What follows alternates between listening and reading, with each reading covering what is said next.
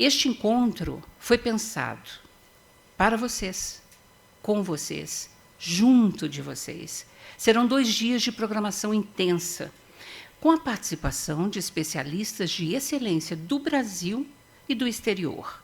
Mas, além da ciência, este também será um espaço de protagonismo das famílias, das experiências reais, das histórias vividas, dos aprendizados que acontecem todo santo dia. Aqui vamos dialogar os principais desafios e, principalmente, sobre os caminhos possíveis. Cuidado integrado, diagnóstico, acesso a tratamento, acolhimento, pesquisa, políticas públicas e inovação. Nosso propósito é claro, profundo: ampliar a conscientização, promover o intercâmbio de conhecimento científico e fortalecer a nossa grande rede de apoio. Que esses 2 dias, gente, seja de muita troca, muita reflexão, muito contato humano.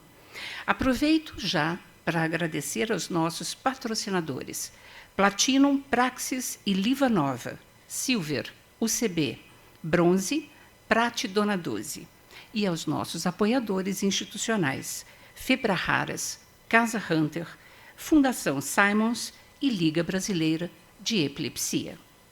Bom, agora sejam muito bem-vindos todos que estão aqui presentes e todos que nos acompanham online pelo Brasil. Eu tenho a honra e o prazer de convidar o nosso presidente atual da Associação Brasileira de Epilepsia, pai do Rafael, diagnosticado com epilepsia rara, associada ao gene SCN8A. Daniel Braz, por favor.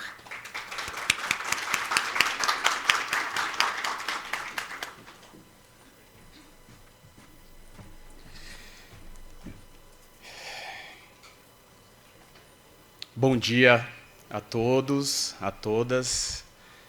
Quero cumprimentar inicialmente os demais palestrantes aqui da mesa de abertura. Para mim é uma honra dividir esse espaço com a Gabi Conecker, a doutora Laura Guilhotto e o senador Flávio Arnes. Eu agradeço imensamente a participação desses palestrantes aqui na mesa e também de todos os demais palestrantes convidados para participar hoje e amanhã neste evento tão importante para a nossa comunidade. Então, é com muita alegria que eu quero dar as boas-vindas ao nosso 2º simpósio de epilepsias raras, organizado pela Associação Brasileira de Epilepsia, uma ONG que há quase 40 anos luta e advoga em prol das famílias com epilepsias no Brasil, incluindo as epilepsias raras.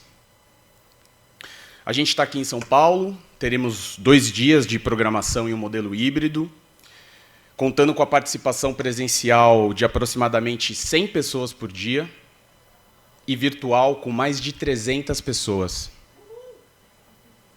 Muito bom, né? Parabéns aí. Este simpósio ele foi idealizado, pensado, planejado e executado com muito carinho, muito amor pelos nossos voluntários da ABE. Todas as frentes da ABE estão envolvidas nesse projeto, em especial o Comitê de Raros da ABE, liderados pela doutora Cuquier, e composto por neurologistas e representantes de epilepsias raras, associações parceiras e demais parceiros da ABE. Então, aqui eu quero já deixar registrado o meu agradecimento a todo o time por essa entrega incrível. Bom, eu sou o Daniel Braz, voluntário, e atualmente tenho a honra de exercer a função de presidente da ABE. Também sou pai do Rafael, de 12 anos, daqui a pouquinho ele está aí. Um adolescente, quase um adolescente já, né? Passa muito rápido. Diagnosticado com a mutação genética no gene SCN8A, uma epilepsia rara. E é por ele e por todas as famílias aqui representadas das epilepsias raras que estamos aqui reunidos hoje para um único objetivo: melhorar a vida das pessoas e das famílias com epilepsias raras. E esse grupo ele envolve mais de 30 doenças raras que apresentam diversas condições clínicas severas e tem a epilepsia de difícil controle como um fator determinante no quadro clínico. Ou seja, a epilepsia é apenas um dos muitos desafios enfrentados diariamente por essas famílias. Mas, quando a gente consegue superar e controlar as crises, o impacto na qualidade de vida do paciente é enorme. E eu sou prova disso. A nossa família é prova disso. Então, eu faço questão de usar a palavra famílias, porque as epilepsias raras elas não impactam só o indivíduo, só o paciente, né? Mas ela impacta profundamente todo o núcleo familiar. E geram desafios reais, não só na área da saúde, mas também em finanças, educação, inclusão social. Além de a gente ter que conviver com os riscos clínicos sérios, incluindo a iminência do risco de morte. Então, para a gente buscar soluções para enfrentar esses desafios, exige uma análise transversal e respostas coordenadas, que envolvam, por exemplo, a participação de diversos setores e atores da sociedade, políticas públicas integradas, acesso a cuidados especializados e contínuos, investimento em pesquisa científica. É o que vamos abordar e debater aqui nesses 2 dias. E só assim a gente aumenta a nossa possibilidade de alcançar, na prática e de forma concreta, o exercício dos nossos direitos fundamentais garantidos pela Constituição brasileira, sobretudo o direito de viver com dignidade e com qualidade de vida. Eu agradeço profundamente a presença de cada um de vocês aqui, médicos, pesquisadores, profissionais da saúde, representantes do setor público, indústria, organizações parceiras, apoiadores da causa e, sobretudo, as famílias. Pegando um gancho da Lina.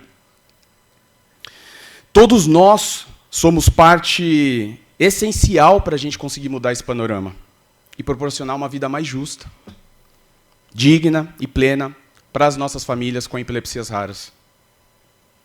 As famílias têm um papel fundamental nesse processo. Por isso eu quero parabenizar as famílias aqui presentes e também aquelas que nos acompanham virtualmente.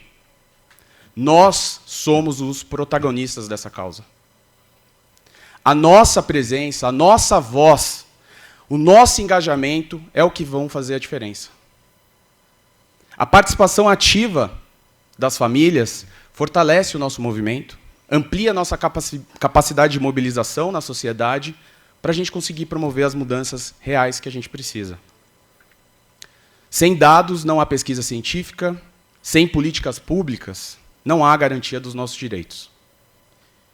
Por isso, a velocidade e o alcance das conquistas que a gente busca, tanto na ciência como nas políticas públicas, elas caminham lado a lado, diretamente proporcional à participação das famílias.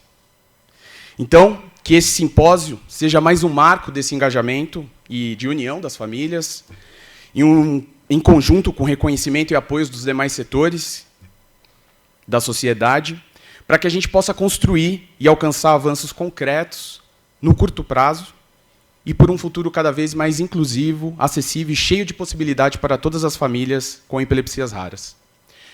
Contem comigo, contem com a ABE para exercer esse papel de agente facilitador dessa união e vamos juntos mobilizar e construir um Brasil melhor. Um excelente evento para todos. Muito obrigado.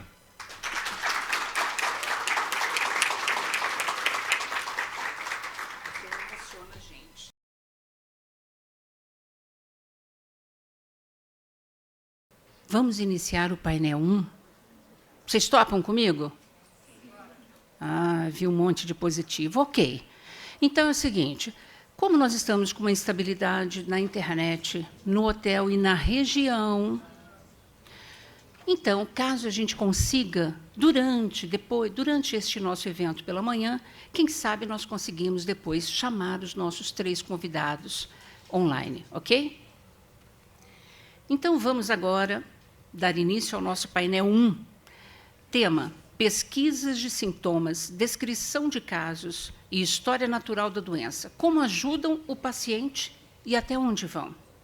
É por meio desses estudos, gente, que avançamos diagnóstico, identificamos padrões, entendemos trajetórias clínicas e, sobretudo, encontramos caminhos possíveis de cuidado e tratamento. Este painel será moderado pela doutora Isabela D'Andrea, por gentileza.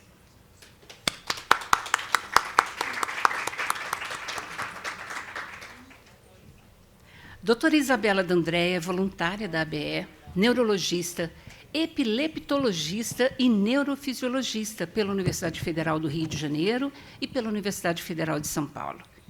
Coordenadora do Centro de Epilepsia do Instituto Estadual do Cérebro Paulo Niemeyer, no Rio de Janeiro. É uma referência em assistência especializada, ensino e pesquisa em neurociências. E ela também preside a Academia Brasileira de Neurologia Regional Rio de Janeiro.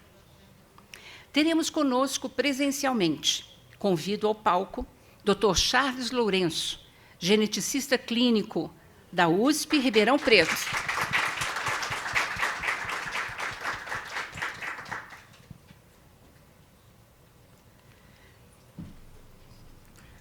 A sugestão para começar logo esse painel foi do Dr. Charles, viu, gente?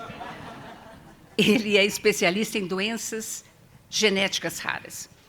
Doutora Catherine Timothy, geneticista que descreveu a síndrome de Timothy, KQNA1C, uma das principais referências em doenças raras no mundo. Uma salva de palmas.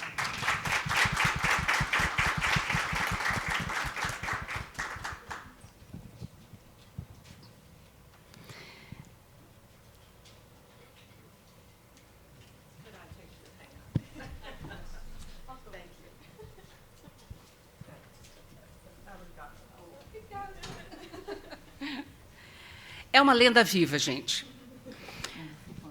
Convido também Rose Bauer, pesquisadora da Universidade de Northwestern, com atuação na Síndrome de Timothy, Fundação SETES. Doutora Ivy Dick, pesquisadora e especialista em canalopatias de cálcio e na Síndrome de Timothy. Por favor. Doutora Mariana Moisés, geneticista e pesquisadora em genética humana, coordenadora de pesquisa na AFIP São Paulo.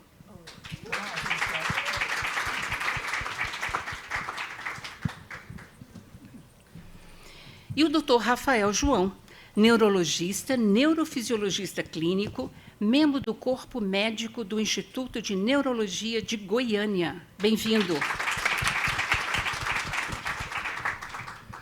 Cada palestrante terá de 10 a 15 minutos para a sua apresentação. Ao final, nós abriremos espaço para um debate, com perguntas de vocês presentes aqui e também do nosso público online. Neste momento, passo a palavra à doutora Isabela. A coordenação e a moderação é sua, doutora. Obrigada. Obrigada, Aline. É um prazer estar aqui abrindo agora o evento. Falar sobre estudos, falar sobre pesquisa parece complicado, mas pessoas com epilepsias raras não vão fugir desse caminho. A gente vai precisar realmente conhecer letras, conjuntos de letrinha, se envolver em pesquisa, porque é com esse desenvolver da pesquisa é que a gente consegue encontrar um tratamento melhor, um apoio melhor para as famílias. E nada melhor do que esse grupo de pessoas aqui que estão super envolvidos com isso para poder começar a falar um pouquinho para a gente. Então, vamos começar com o Dr. Charles.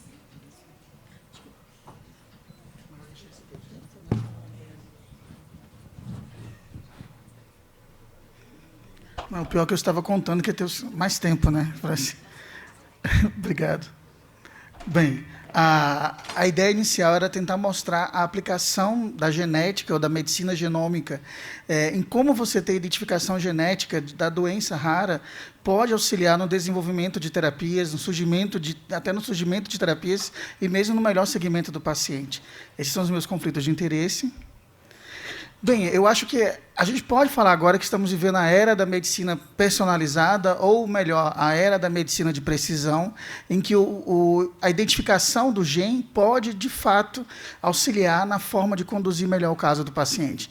A grande verdade é que, uma boa parte das vezes, nós não temos essa resposta, e nós sabemos que, muitas vezes, a questão não é nem a tecnologia que não nos deu essa resposta, é o acesso a esses testes genéticos, que ainda é uma grande barreira a muitos pacientes.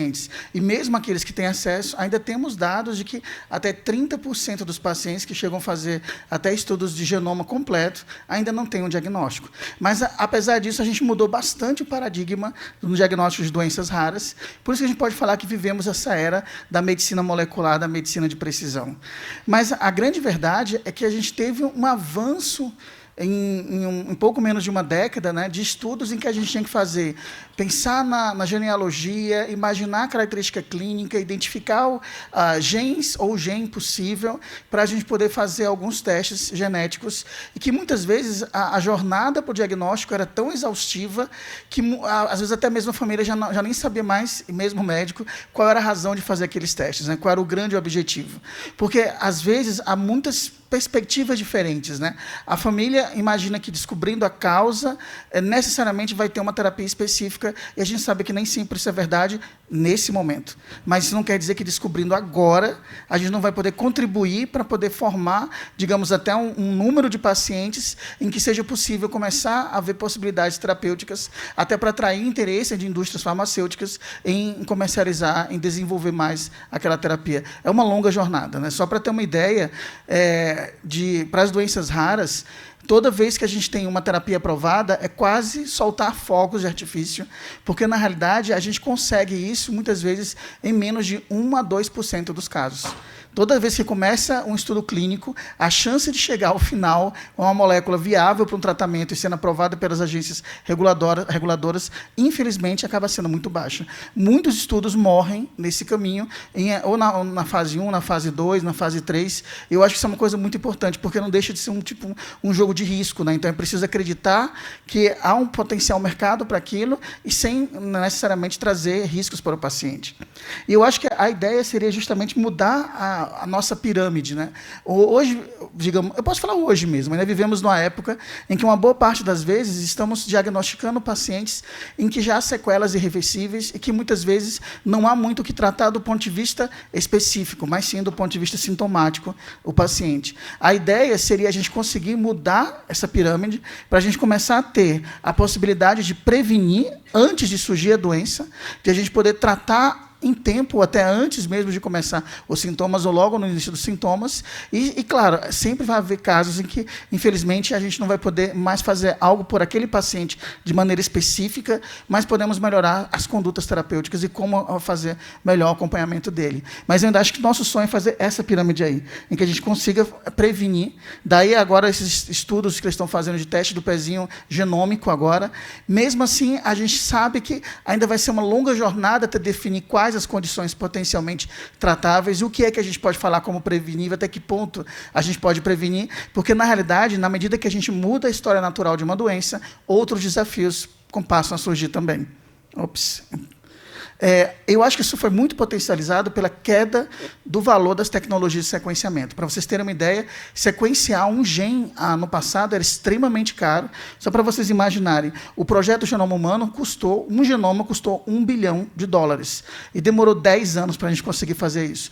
Hoje, você consegue sequenciar em 4 horas o genoma completo de uma pessoa, e em 4 horas custando $1.000. Para você ter uma ideia de como foi essa evolução. Claro, sem interpretação dos dados brutos, né? Então, seria assim, o aparato grosso mesmo.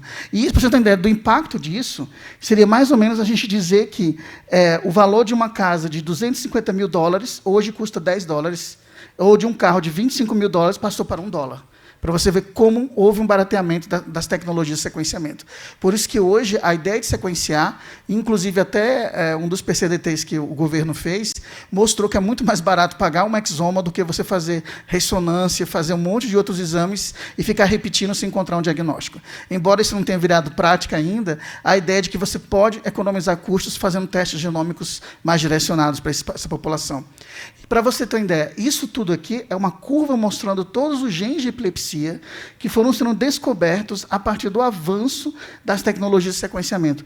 Veja que, à medida que você vai aumentando o tempo, né, ou seja, disponibilizando mais tecnologia de sequenciamento, o número de pacientes identificados vai ficando cada vez maior. E o número de condições também. E isso é muito importante porque, embora possa, para algum desses genes, ainda não haver um tratamento agora, eu sei que isso pode desapontar muitas famílias, você tendo um diagnóstico, você começa a encontrar outras pessoas com a mesma doença, com o mesmo gene alterado, às vezes não mesmo com o mesmo sintoma, mas isso pode fazer com que você já identifique um potencial grupo que possa ter um objetivo terapêutico atendido.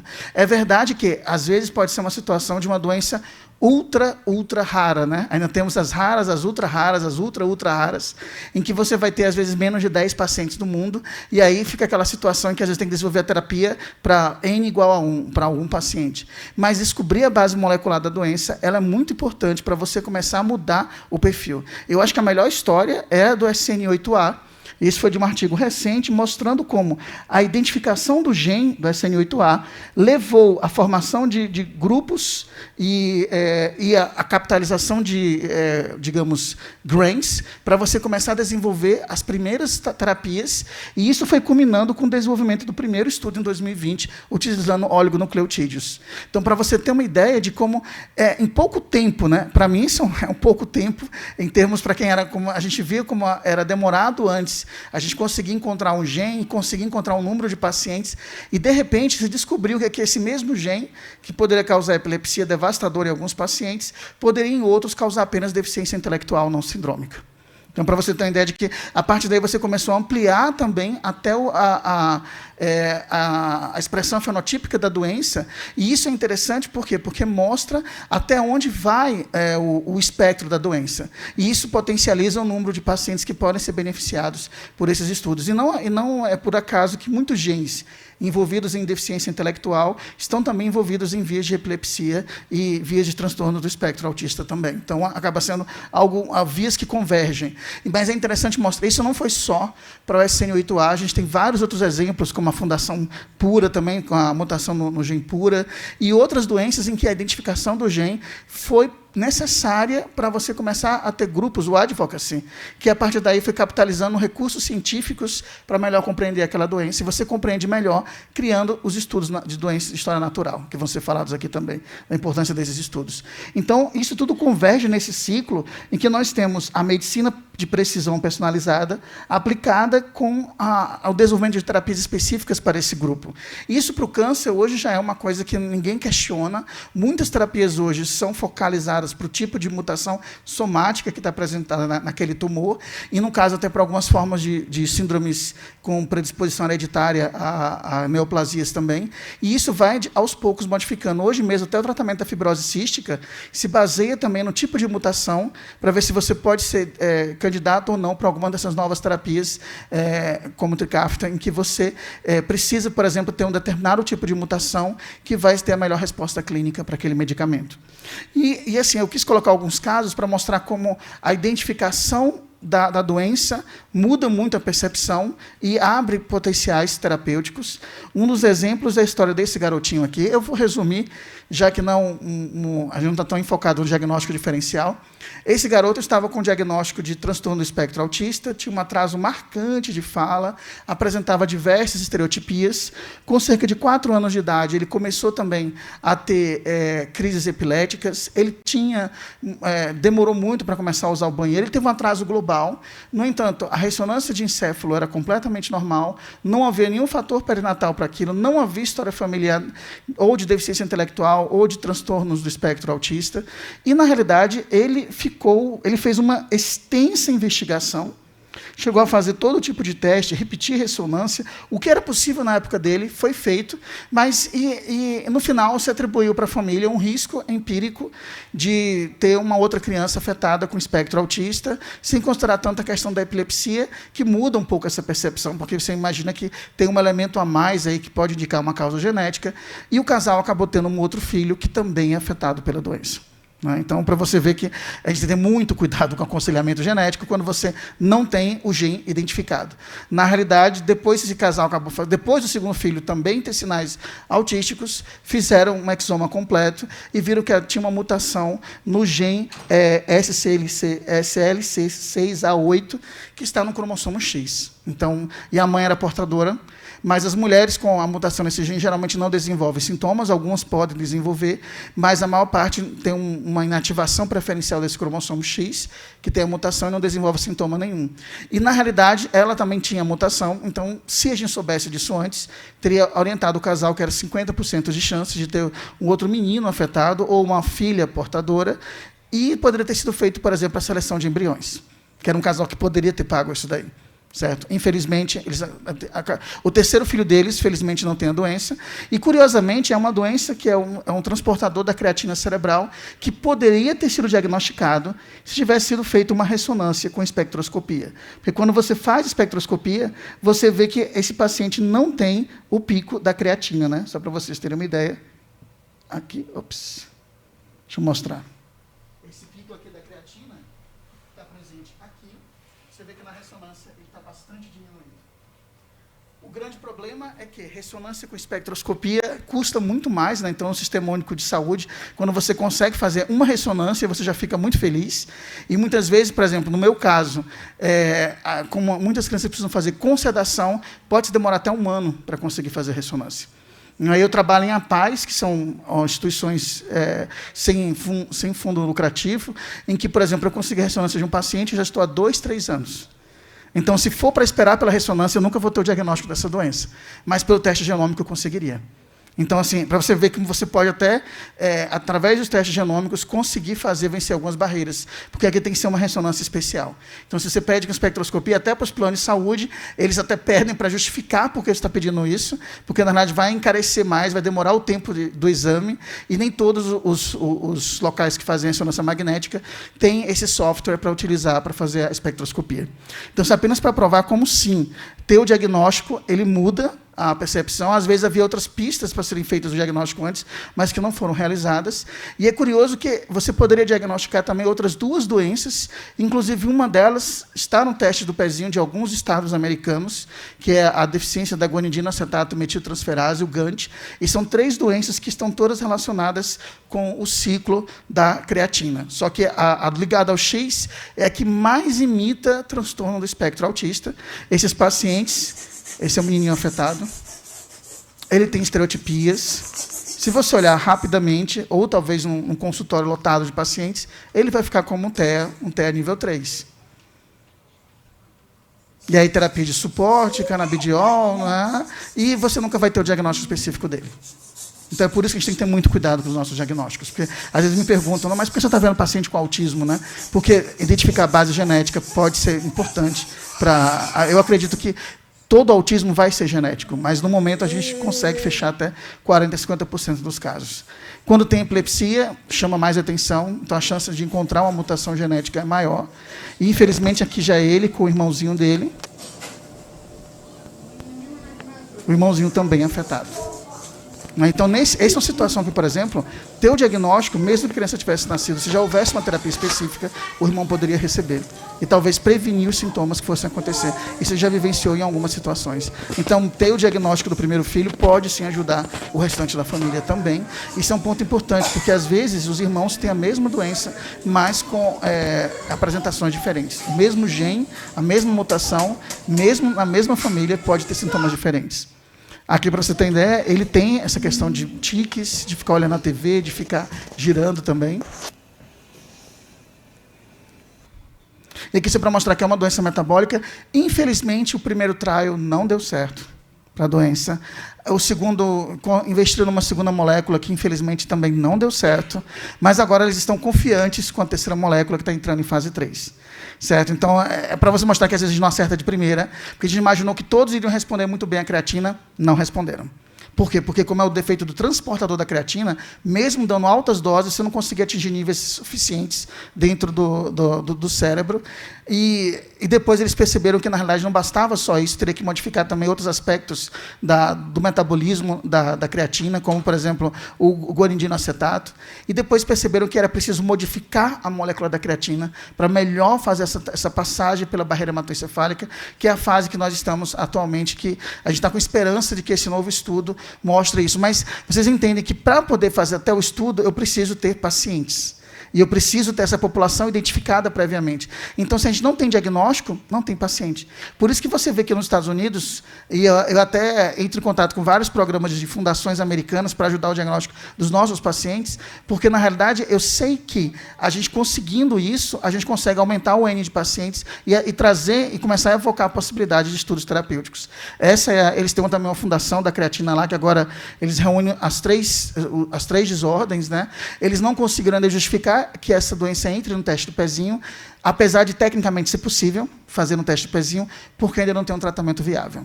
Tratamento, digamos, que comprove que você consiga prevenir a epilepsia ou prevenir a deficiência intelectual desses pacientes. Então, você vê, nesse momento é uma doença que você pode identificar, mas para poder entrar no teste do pezinho, tem que ter a indicação de que há uma terapia que funcione, que seja efetiva para a pessoa não desenvolver os sintomas. E assim, posso ter mais um minutinho, só para terminar?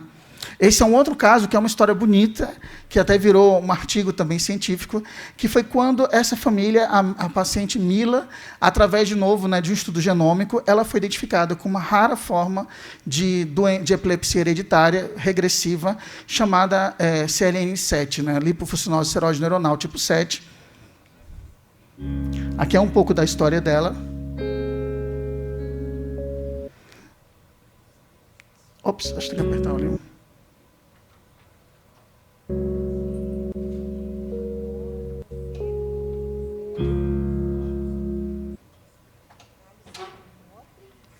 Ops, saiu? Então, pronto.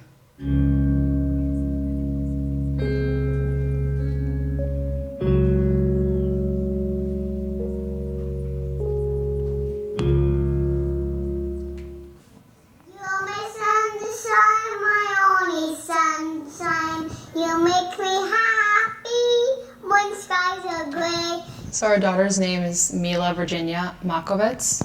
She was born on November 5th, 2010. When I think about Mila as an infant, I think about smiles and laughter and health. Ela era completamente normal. Half an hour after she was born, she was strong enough to hold on to my finger and I could almost pick her up off the bed. When Mila was a toddler, she was a climber, she was a hiker, she was a runner. Ela fazia de tudo quando criança, 2, 3 anos. Alegre, esperta. Here's our sugar high daughter. Very physical, always. Olha a habilidade dela. Ride a strider. Nice, bud. Play in the snow, go sledding. Coming.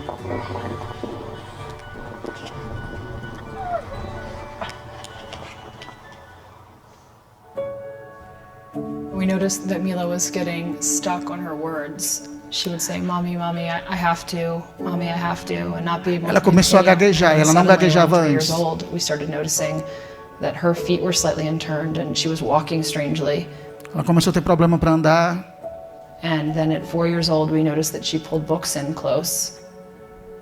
Ela não conseguia mais enxergar direito. Mila's feet started moving really quickly in this strange pit-pattering way. Olha a marcha dela. She would dela. fall back on her butt.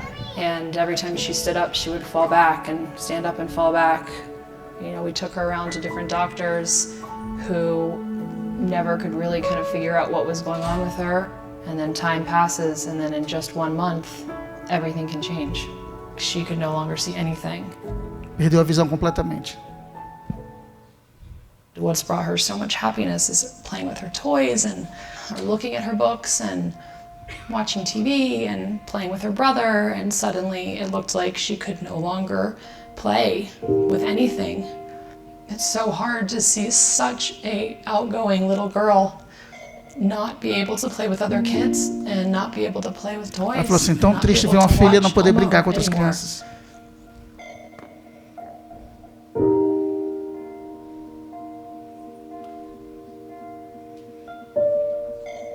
Isso foi uma coisa que não foi de uma hora para outra. A perda da visão foi progressiva também. Disease are destined to lose their vision, their ability to walk, their ability to talk. They lose their ability to swallow, and they eventually become bedridden. And they don't Pode dar uma paradinha aí? Much Ela fala assim que essa doença também o grupo das lipocinoses é chamada doença de Batten, né? A criança para de andar, falar, a epilepsia vai tornando-se cada vez mais intensa, multiresistente, até a criança ficar no estado vegetativo, né? Bedridden, né? Como ela colocou. Então isso é devastador para a família. Então de vez em quando eu infelizmente tenho que dar esses diagnósticos. Então imagina como você falar isso para a família. Não é que no momento não há nada no mundo que às vezes a família fala, não, a gente leva ela para qualquer lugar do mundo. Não, em nenhum lugar do mundo vai haver nada diferente. Isso é muito doloroso. Então a gente tem que ter esperança que pode acontecer algo diferente.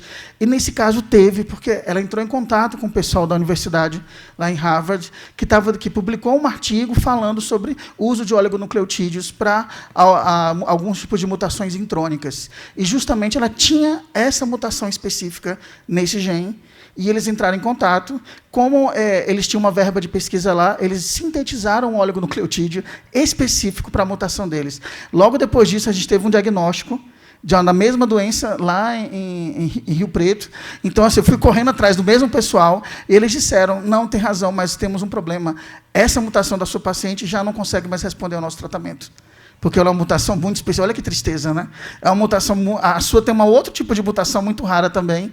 E então a sorte que eles conseguiram publicar, né? E eles conseguiram fazer a colocação dos oligonucleotídeos de maneira intratecal para ela, foi de que ela tinha uma mutação específica que você poderia colocar um oligonucleotídeo e fazer o pulo de um exon, e isso produziu uma nova proteína, que era a proteína necessária para o cérebro dela.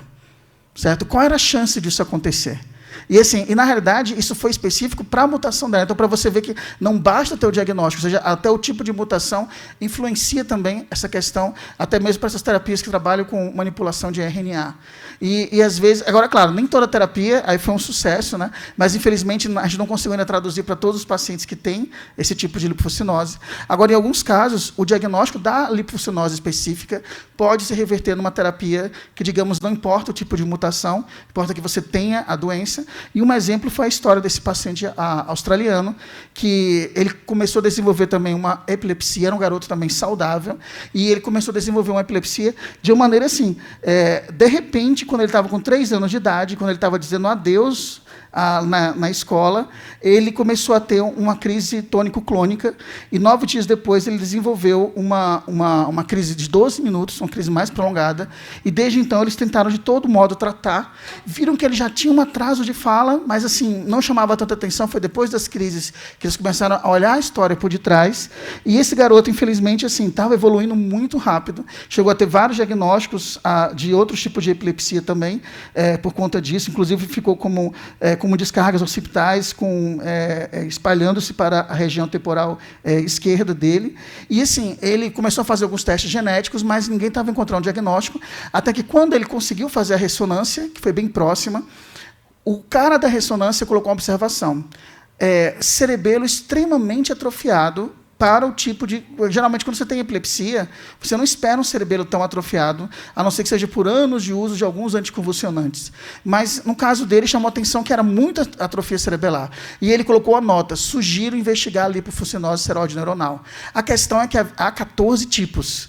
Então, ou você fazia um teste genômico, ou, no caso deles, como lá em Adelaide, eles têm um laboratório que faz enzima lisossômica, qual era que podia dosar? A 1 e a 2. E a 2 estava tendo um estudo clínico, justamente nesse momento. Dosaram e viram que ele tinha a enzima extremamente diminuída, confirmaram que era tipo 2, estava com um centro aberto lá em Roma, a criança foi num instante convocada, foi parar em Roma lá, o estudo acabou pagando tudo para ele, ele entrou no estudo clínico, chegou a colocar o device também e começou a ser tratado. E, nesse momento, ele está em tratamento até hoje.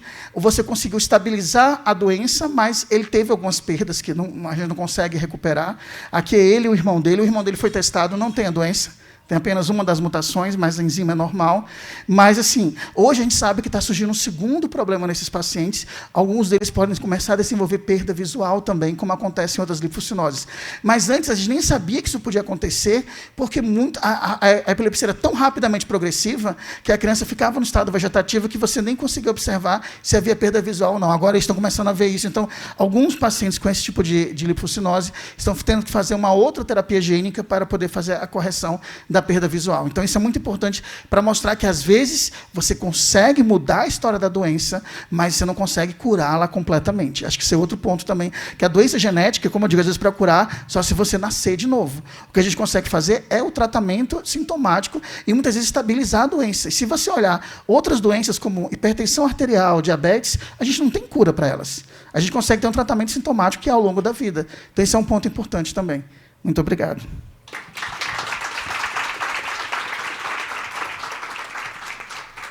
Obrigada, Charles, pela excelente palestra. As perguntas a gente vai deixar para o final, tá? E aí vocês podem mandar as perguntas escritas para ela e ela vai me passar e a gente vai fazendo as perguntas. Agora eu tenho o prazer de chamar a doutora vai ser você primeiro. You go together. Okay. So, will be Dr. Catherine Timothy and Rosie Bauer. Catherine Timothy descreveu a doença de Timothy, então é um privilégio para a gente estar aqui podendo ouvir da própria pessoa que descreveu a síndrome, como foi a história natural, como ela percebeu isso. Thank you. I'll introduce us. Okay, you go ahead. Hi everyone, my name is Rosie and this is Catherine Timothy, and we are so thankful to be invited to speak here today and thankful for you listening to us speak English. And so together we will talk to you about Timothy syndrome, which you might notice is named after Catherine Timothy, and our studies in the natural history of this rare disorder.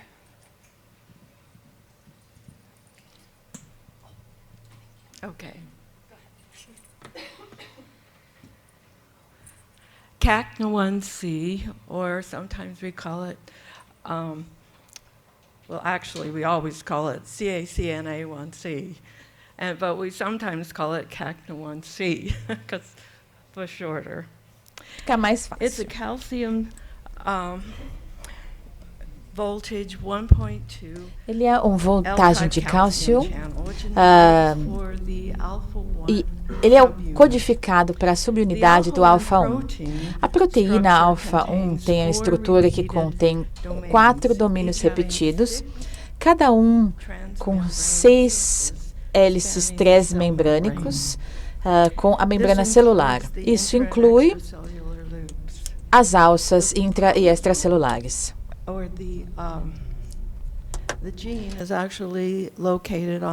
O gene fica no cromossomo 12.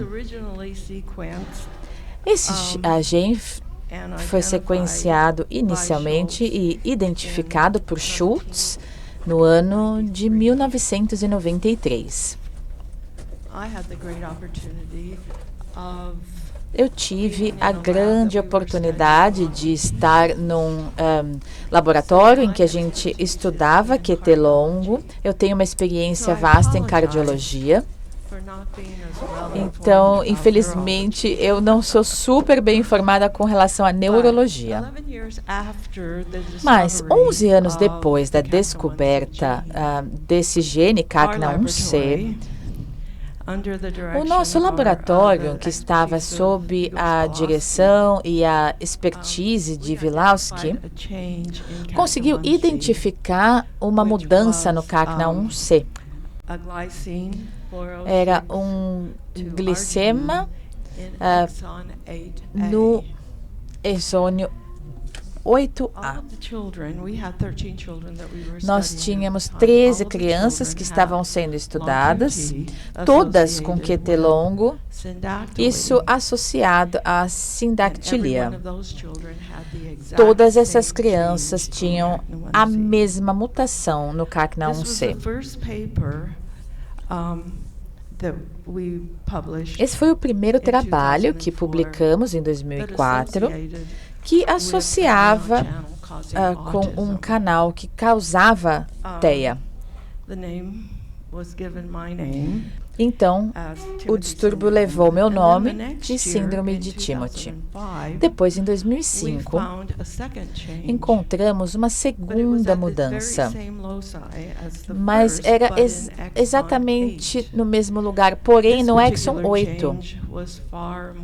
Essa mudança específica era muito mais severa do que a primeira que tinha sido encontrada.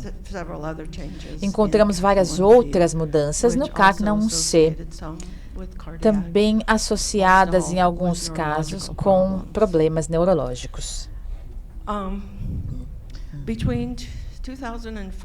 Entre 2004 e 2020, a maioria dos ensaios científicos e clínicos feitos no CACNA1C, especificamente com relação à síndrome de Timothy, eram baseadas em função cardíaca.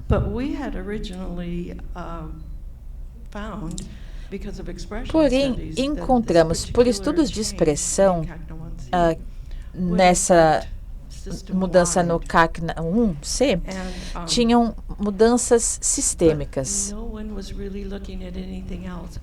Mas ninguém estava olhando para nada além das questões cardíacas. Portanto, em 2015, tínhamos um paciente com 6 anos de idade que veio a óbito. A síndrome de Timothy é realmente uma condição bem grave com risco de óbito. Este jovem morreu de hipoglicemia sem nenhum tipo de indicação de arritmia. Então sabíamos que a morte súbita podia acontecer por questões que iam além do acometimento cardíaco. Embora essa seja uma condição bastante rara. Oi, perdão, eu sei que eu estou demorando muito, me desculpem.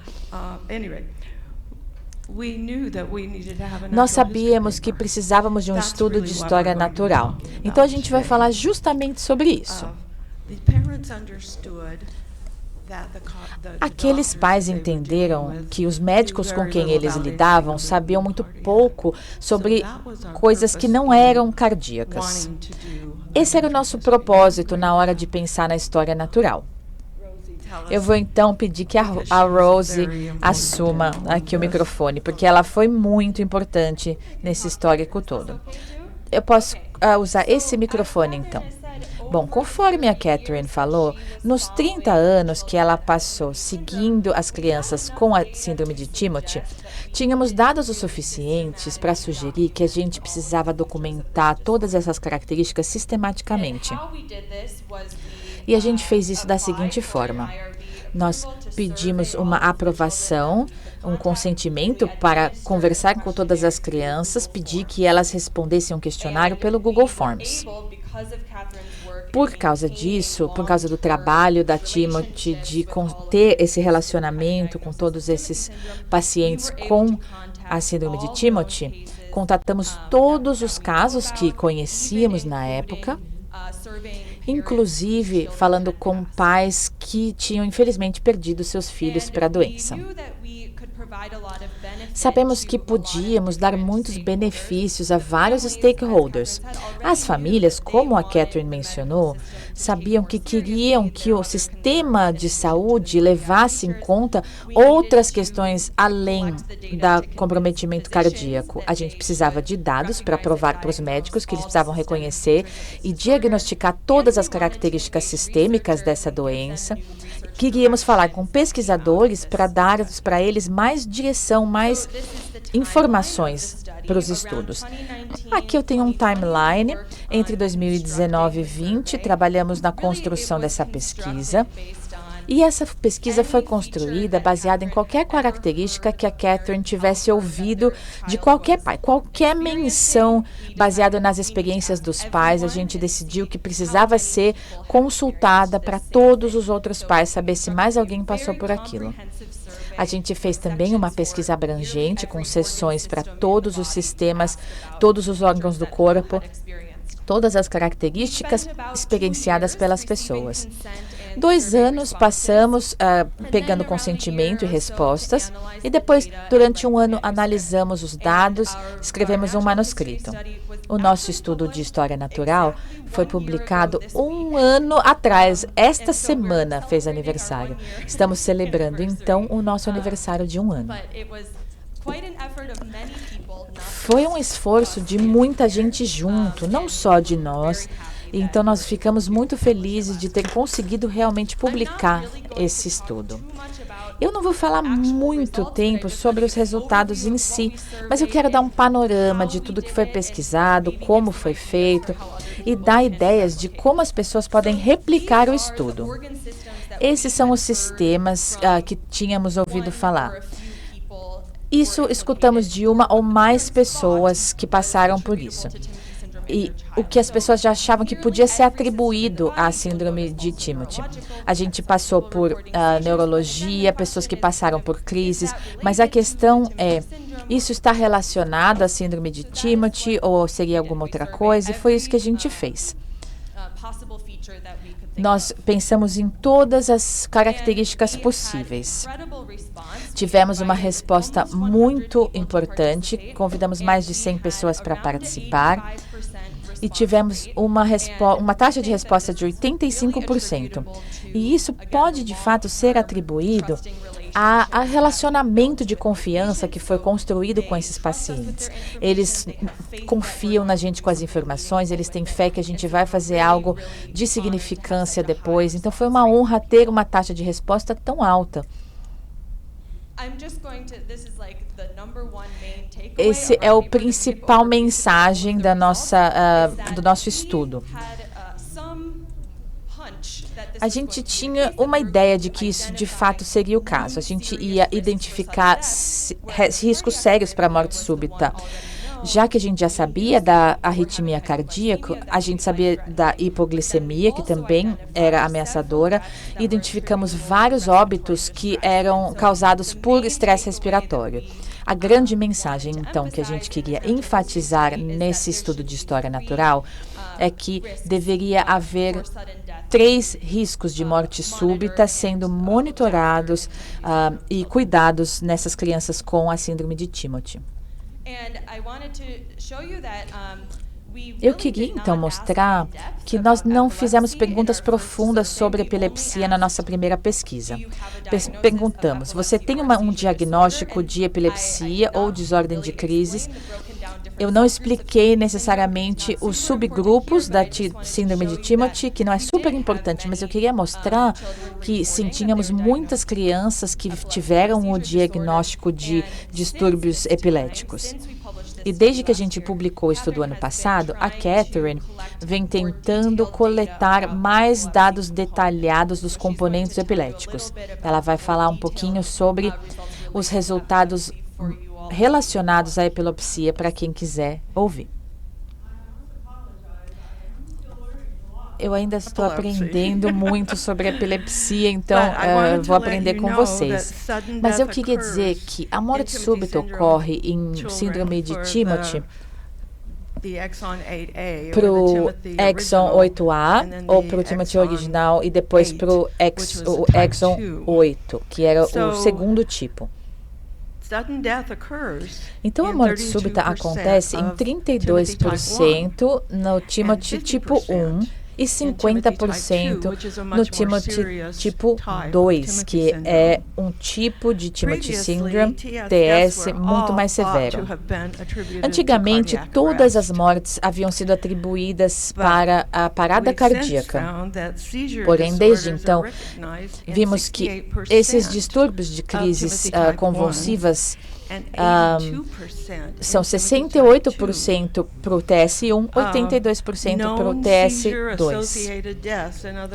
Óbitos associados a crises que foram notados no óbito foram reconhecidas em 39% em pacientes com TS1, 33% em pacientes com TS2. Então, eu conversei com a minha equipe. Esses são alguns dos números que apareceram no nosso estudo. Então, a parada cardíaca verificada não é certeza no TS1, é 11% no TS2. Tivemos crises epiléticas em 68% em TS1, 82% em TS2. A hipoglicemia associada às crises ocorreu em 30% dos pacientes com TS1 e 33% com TS2. Infecções, febres associadas com crises aconteceram em 25% dos pacientes TS1, 22% TS2. Crises associadas com cirurgias apareceram em 15% dos pacientes com TS1 e 11% TS2. Crises associadas à infância aconteceram 30% em TS1, 56% em TS2. Crises múltiplas significa mais de 2 por criança.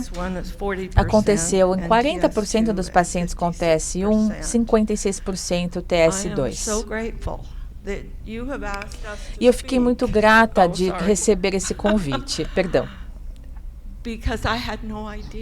Eu não sabia, eu não tinha ideia o quão envolvidos as crianças com TS estavam próximas a distúrbios epilépticos. E agora estamos vendo que algumas dessas crianças não são controladas com o que já é sabido. A gente precisa lembrar, eu vou tentar ser mais rápida na minha fala, mas com a síndrome de Timothy, é importante garantir que a gente não vai dar medicamentos que prolonguem o QT, porque você vai aumentar o risco de parada cardíaca. Então, eu queria realmente fazer essa observação muito importante. Bom, eu queria falar, então, rapidamente sobre as nossas reflexões nesse 1 ano depois da publicação. Para mim, o maior benefício depois de 1 ano é quando os pacientes chegam até nós e fazem perguntas que a gente consegue responder com dados. Quando os pacientes falam, olha, meu filho, minha filha está tendo sintoma X, eu posso, de fato, ir até os dados para dizer para esses pais quantos pacientes tiveram isso, quais são os medicamentos que foram usados, se tem alguém recebendo uma nova prescrição, a gente pode dizer para eles quem mais teve essa mesma prescrição, se deu certo. E estratégias de manejo, principalmente com hipoglicemia, crises. Os pais estão aprendendo uns com os outros, como que os outros pais fizeram esse manejo. Além disso, temos diretivas de pesquisa, temos áreas que não estavam sendo tão estudadas e agora a gente pode dizer para os nossos pesquisadores que tem muita gente relatando problemas numa área ou em outra área, dizendo que áreas não foram estudadas para a gente prestar mais atenção. E podemos informar os especialistas quais são os outros sistemas do organismo que precisam ser estudados. A gente tem especialistas que focam em questões muito específicas. Eles podem ir para um neurologista e o neurologista pode propor uma droga específica, mas eles não estão pensando aí na cardiologia. Então, essas são coisas que os especialistas focam muito. A gente agora tem esses dados para poder mostrar para os especialistas e falar que a gente está pensando nisso como equipe mesmo. Então, eu gostaria de agradecer a algumas das nossas organizações parceiras, pessoas muito importantes na hora da completude desse estudo, principalmente a comunidade de pacientes que tem um engajamento muito alto. Você pode mandar um e-mail para a Catherine ou para mim, encontrar mais informações no nosso site, que está aqui na tela. Também temos brochuras com informações sobre a síndrome de Timothy, que foram traduzidas para o português. E acredito que estejam na sacolinha que vocês receberam, mas se não, a gente pode entregar mais e a gente vai ficar muito feliz de conversar sobre a nossa pesquisa, o estudo da história natural, todos os casos de sucesso que a gente teve, tudo que a gente pode fazer para melhorar. Então, muito obrigada.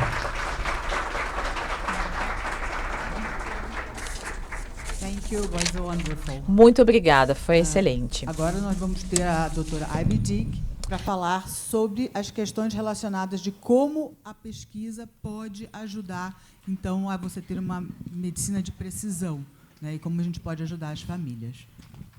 Thank you. Thank you very much. Muito obrigada. Eu acabei tirando meu fone rápido demais. Bom, eu sou pesquisadora, meu nome é Dr. Dick, eu não sou clínica, eu não posso dar conselho médico específico. Mas o que eu queria era conversar com vocês um pouquinho sobre o seguinte. Uma vez que a gente sabe quais são essas mudanças genéticas, como pesquisadoras, a gente pode fazer coisas diferentes com essa informação. Então, eu queria dar uma noção disso para a gente aqui. Isso vai ser relacionado à síndrome de Timothy ou essas variantes da CACNA1C que foram descritos agora pela doutora Catherine. Conforme vocês já ouviram, as variantes na CACNA1C podem produzir muitos sintomas diferentes. Não vai ser só uma questão neurológica e epiléptica, como muitos neurologistas já focam, mas também temos sintomas cardíacos, endócrinos, que são muito importantes para os pacientes. E a razão para essas diferenças, para todos esses sintomas distintos, é uma questão da expressão genética. Então, o CACNA1C tem um código de canal de cálcio. E isso tem expressão no coração, no cérebro, em quase todo tecido no corpo, que controla a entrada e a saída de cálcio dessas células. O que eu tenho aqui é o número e a variante, e esse gráfico já tem alguns anos, então ele já aumentou.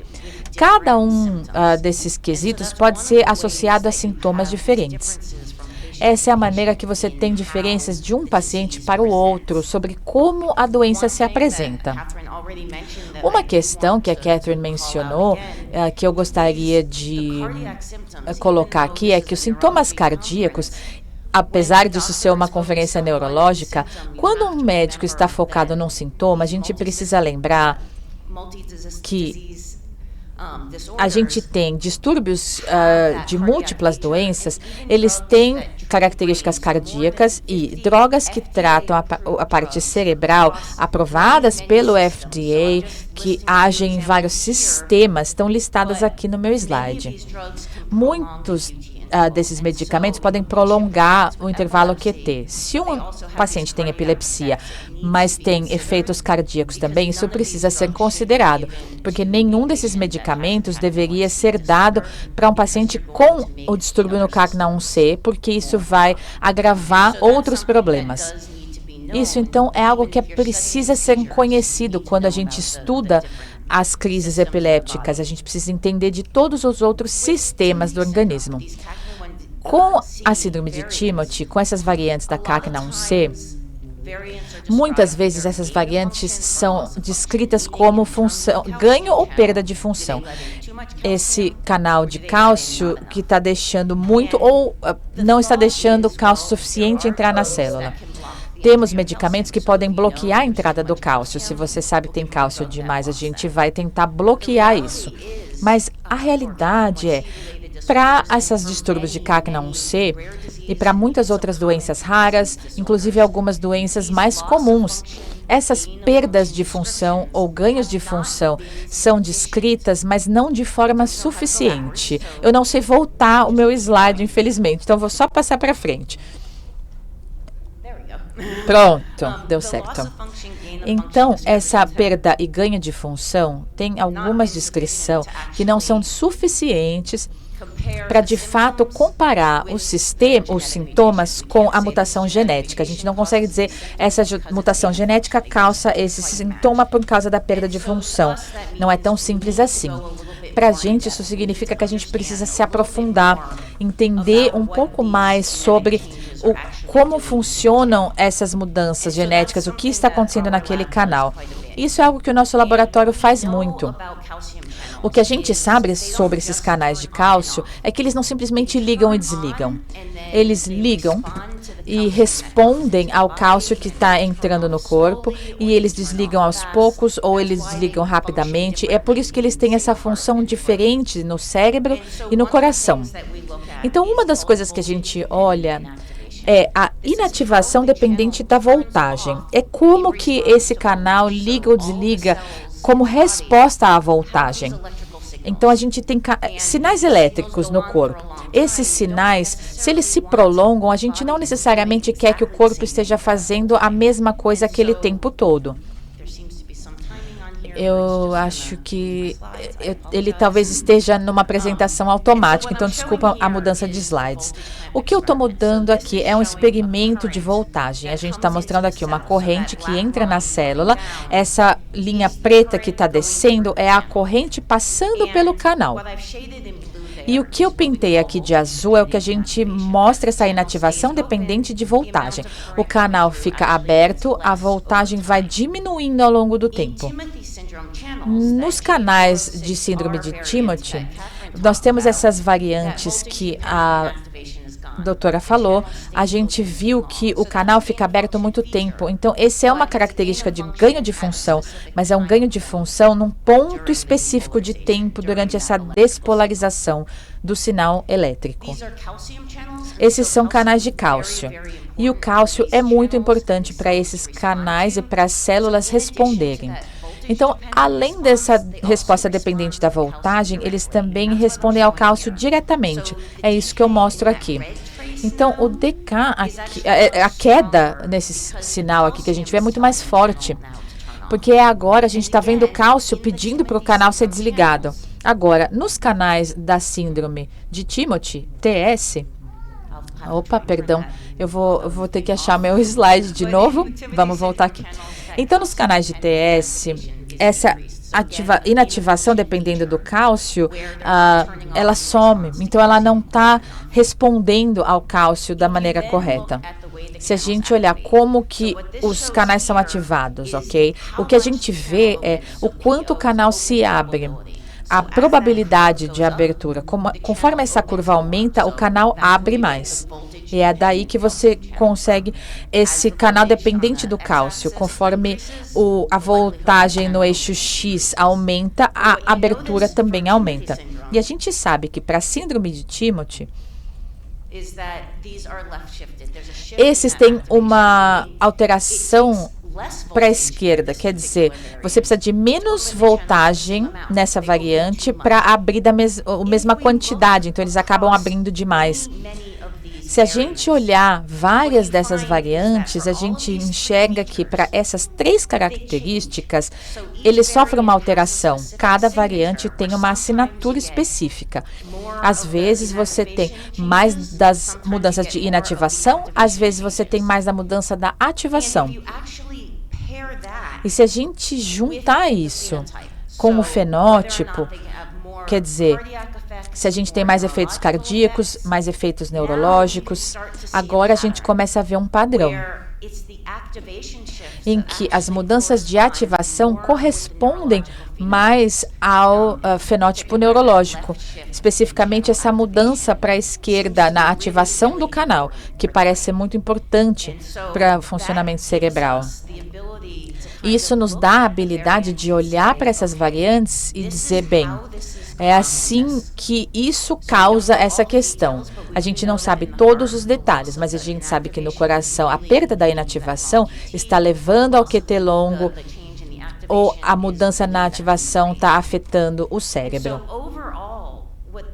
Então, de forma geral, isso nos dá uma compreensão maior do mecanismo e como que a gente pode mudar isso para ter sucesso. Nos deixa, então, ter como alvo uma droga que não só desligue aquele canal, não é só uma questão de ganho de função, que é um canal que precisa ser desligado no momento X, a hora da ativação, ou mudar o jeito de ativação. E isso nos dá um roadmap melhor para como ajudar esses pacientes. Outra coisa que ganhamos aqui é uma habilidade de entender a amplitude disso e o potencial. Se a gente tem uma criança diagnosticada com uma variação nesse gene, mesmo que eles não apresentem características cardíacas naquele momento, a gente sabe que pode ser que venha a acontecer. A gente precisa prestar atenção e não prescrever medicamentos que possam afetar aquilo. Então, a gente sabe a identidade disso, que é esse gene, que é importante para o coração, e esse conhecimento mostra qual a direção que a gente precisa seguir no tratamento.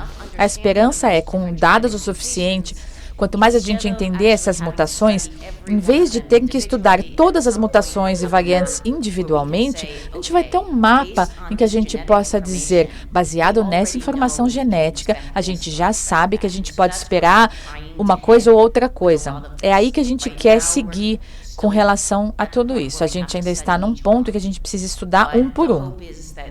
Mas esperamos que a gente consiga mais informações para os pais o mais precocemente possível.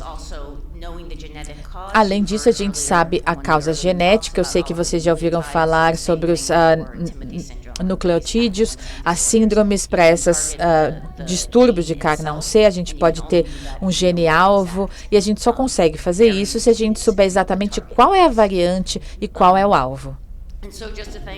Então, muito obrigada a todo mundo. As pessoas que eu menciono aqui são minha equipe de laboratório que estão fazendo esse trabalho. Eles estão ali na minha cidade de Baltimore, continuam fazendo esse trabalho muito importante. Muito obrigada a Catherine, a Fundação de Timothy Syndrome. Muito obrigada aos pacientes e famílias que foram fundamentais para nos ajudar a entender essa doença. Muito obrigada. Thank you, Dr. Jake, for this incredible presentation. Agora nós vamos dar continuidade à doutora Mariana Moisés. Ela vai falar sobre sono e epilepsia, sono e crises. Como a gente pode, como isso interfere, né, o sono interfere nas crises. Bom dia, pessoal. Eu sou a Mari. Para mim é um prazer imenso estar aqui com vocês. E eu acho que a minha fala vai ser muito beneficiada das falas das pessoas que vieram antes de mim, porque a gente vai continuar falando de medicina de precisão para pessoas com síndromes genéticas raras. Esse é o foco desse projeto aqui. Mas a gente vai passar a ter aqui como a grande estrela dos próximos 10 minutos o sono. Então, vocês com certeza já notaram que os nossos padrões de sono, eles mudam ao longo da nossa vida, certo? A gente dorme muito mais logo depois que a gente nasce e isso vai mudando ao longo do tempo. E não é coincidência que é justamente nesse período em que a gente dorme mais, é o período em que os processos biológicos de neurodesenvolvimento estão mais proeminentes dentro do nosso cérebro. E, por isso, existe essa grande hipótese nesse campo dessa relação entre sono e neurodesenvolvimento. Falando especificamente sobre epilepsia, muitas das pessoas com essa doença, elas têm as crises quando dormem, certo? E não é em qualquer fase do sono, mas elas são mais frequentes à medida que esse sono vai se aprofundando, né? Além disso, a gente sabe também que a consolidação da memória ela está comprometida nas pessoas com essa doença e também que existe uma associação entre a atividade epiléptica e a consolidação da memória nessas pessoas também. Então, quanto maior o grau de leitura no EEG durante o sono, mais chance dessa memória ser pior, tá? E existem diversas formas da gente estudar a relação entre sono e neurodesenvolvimento. A gente pode estudar fatores que são do comportamento, celulares e moleculares. Dentro do nosso grupo de pesquisa, a gente escolheu olhar para os fatores moleculares. Como que a gente faz isso? A gente foca em síndromes genéticas raras, que tem essa constelação de fenótipos. O TEA, deficiência intelectual e também as epilepsias. Para ver se esses genes mutados nessas doenças têm um impacto também no sono dessas pessoas. E, mais do que isso, quais são as peculiaridades por trás desses impactos para cada uma dessas síndromes. E o que me motivou a ter esse tipo de pergunta biológica foi que muitas das famílias que eu interagi ao longo dos últimos anos, traziam para mim que, quando elas iam procurar um cuidado médico, elas sentiam que os profissionais lidavam com elas da mesma forma, como se todas elas fossem iguais, né? É tudo TEA sindrômico, né? E com uma desesperança muito grande, com uma fala de é assim mesmo, vai ser assim, é bom você se acostumar, né?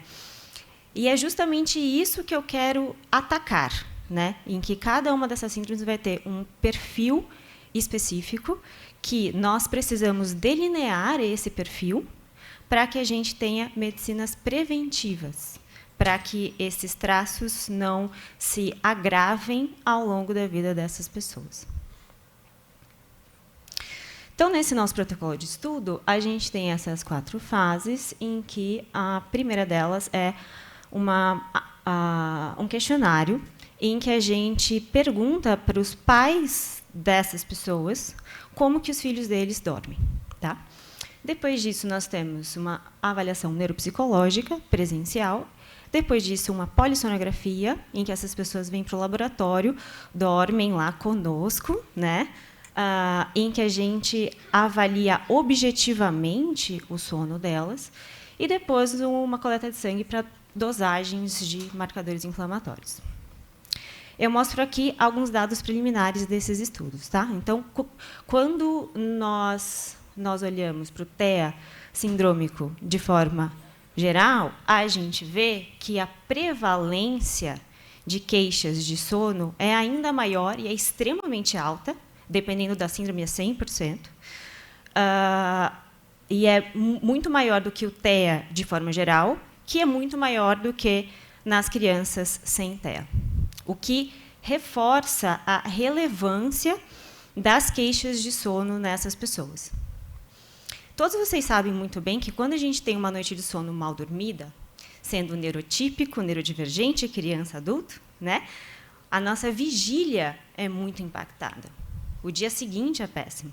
Se nós temos um quadro de insônia crônica, a nossa vigília vai ser muito impactada. Então, por que isso é importante?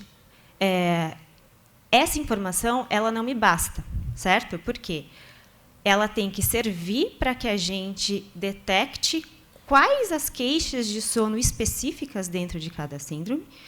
E, então, como que eu posso tratá-las? Porque o ganho aqui não é fazer com que os pacientes durmam bem, mas que eles fiquem melhor na vigília, para que eles ganhem a qualidade de vida enquanto eles estão acordados, certo? E aí é que a gente se aprofunda mais em todas as etapas desses estudos. Aqui eu trago outros dados preliminares também, em que vocês estão vendo dados dos questionários subjetivos de sono para 2 síndromes, uma delas associada ao gene SYNGAP1 e a outra delas associada ao gene DAF1. Nessas 2 síndromes, nós temos epilepsia como um dos traços principais, tá? Para cada uma dessas síndromes, vocês veem 2 gráficos. O gráfico, eu não sei se eu consigo apontar. Consigo.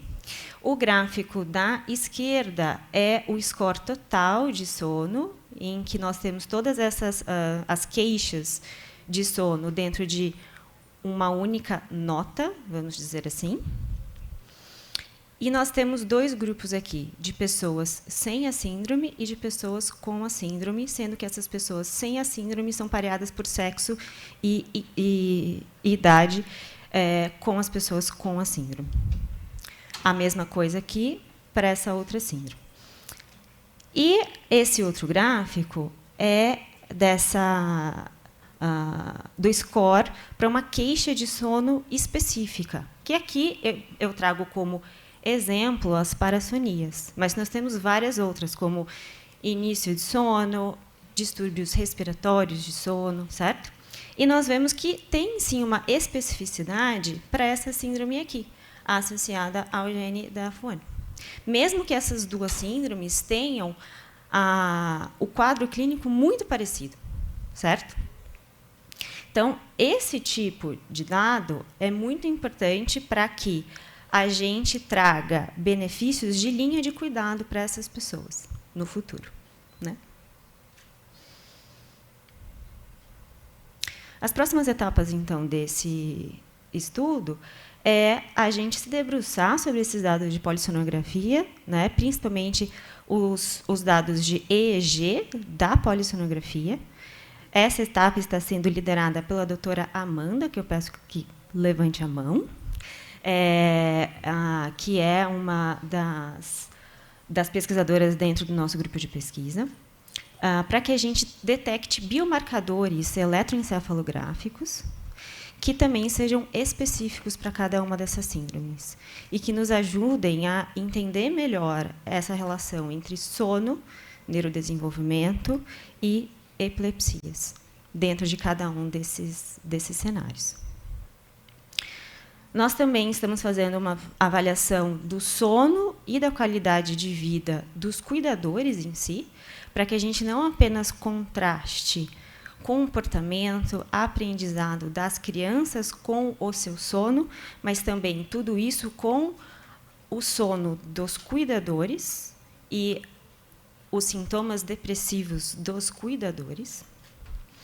E, por fim, estamos também montando uma intervenção comportamental para a insônia, para que os próprios pais sejam autônomos no tratamento da insônia dos seus filhos. Dentro desse cenário de epilepsias, o porquê que isso é muito importante? Porque essa fragmentação de sono, ela deixa essa criança com uma chance maior de ter a crise. E a crise, por si só, fragmenta o sono. Então, isso gera um loop autorreforçador. Então, se eu atuo no sono dessas pessoas e eu gero uma melhor a qualidade de sono para essa família de forma autônoma, certo? Eu atuo na vida desse núcleo familiar como um todo, da criança e dos seus pais.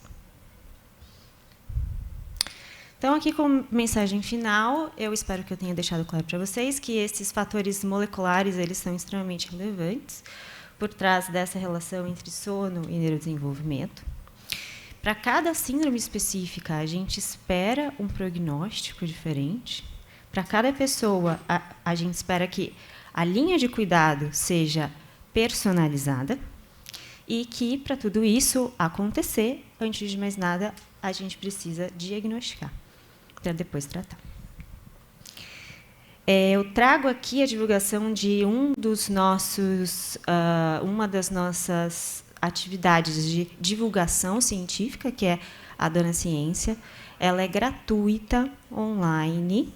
Então, nesse QR Code aqui, vocês têm acesso a todos os nossos gibis, né? São mais de 60 volumes, de todos os temas possíveis, imaginários.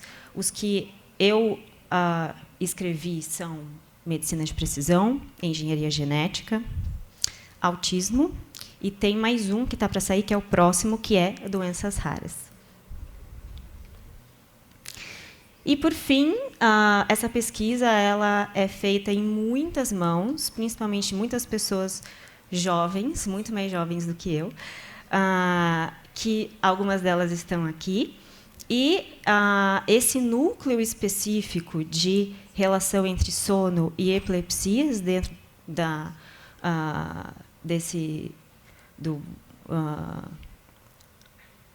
do grupo, né, é liderado especificamente pela Amanda. Então, quaisquer dúvidas que vocês tenham, talvez ela seja a melhor pessoa para responder. Tá bom? Muito obrigada pela atenção de vocês. Obrigada, Mariana. Muito interessante mesmo. Para finalizar, o Dr. Rafael João, que vai falar sobre epilepsia e SUDEP. Um assunto que cada vez mais a gente está desenvolvendo o conhecimento e se falando sobre isso, uma vez que é de grande importância. Então, vamos lá, Rafael. Isabela, muito obrigado. Agradeço a presença de todos e pelo convite também, né? Hoje eu acordei pensando, eu falei, o que eu estou fazendo aqui com pessoas desse porte, né? Eu sou um mero doutorando.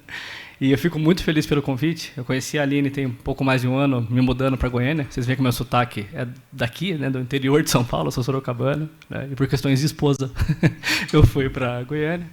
E lá a gente começou a fazer umas pontes muito interessantes. E essa apresentação é uma apresentação básica, tá, e relativamente breve, porque eu considerei, né, assim, a questão do público misto que nós temos aqui, né? Então, não acredito que eu vá acrescentar muito em termos de conhecimento técnico aos colegas presentes, mas eu queria tentar estabelecer, né, uma comunicação com os cuidadores, especialmente, com os pacientes também, com as pessoas com epilepsia. Tá bem? Então, não tenho nenhum conflito de interesse para a apresentação, é uma breve agenda. Então, pensando, né, nessa questão que eu comentei do público, o que seria, né, o SUDEP, a morte súbita inesperada em epilepsia, né? Como é que a gente consegue explicar isso para o paciente no consultório, por exemplo, para as pessoas e cuidadores, né? A gente considera como uma morte súbita inesperada em pessoas com epilepsia, que pode ou não ter correlação diretamente com as crises, né? Não correlacionada com, por exemplo, trauma, afogamento, e também onde não se encontra, né, uma causa estabelecida em análise pós-mortem, por exemplo. Tá? É uma forma básica que a gente usa para explicar. É uma condição bastante rara, né? Mas a gente deve, com certeza, falar dela, porque existem formas de tentar evitar isso, e no contexto de hoje a gente sabe que em epilepsias farmacoresistentes, né, dentro do contexto de epilepsias raras, infelizmente esse risco pode ser aumentado em comparação ao risco padrão que a gente lê em pessoas com epilepsia.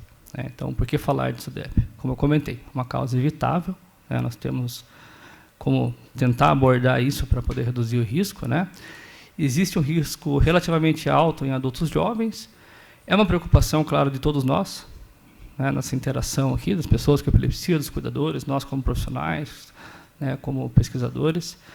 E a gente sabe que existem necessidades de adaptações correlacionadas a isso. Então, é por isso que a gente deve comentar, por mais incômodo que seja, desconfortável, né? Então, a gente comenta também sobre circunstâncias em que tende a ocorrer a morte súbita inesperada em epilepsia.